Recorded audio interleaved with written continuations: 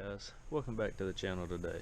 So what we're working on this afternoon is we are going to finish tearing down the seat for the 71 C10, the bottom half that is. We already tore apart the top half of the seat and the back, so now we're going to tear the bottom down.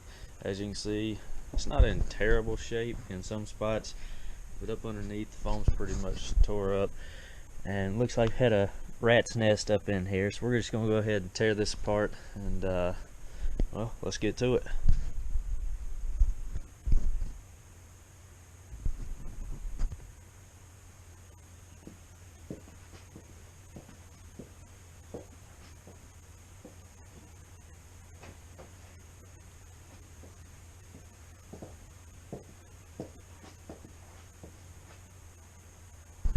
When dealing with stuff like this though, I do like to wear a mask and gloves because you don't know what all is in this foam and all the dust you're going to be stirring up into the air, so just take a little bit of precaution, wear a mask and gloves to make sure you don't get any of this crap, don't breathe it in and all.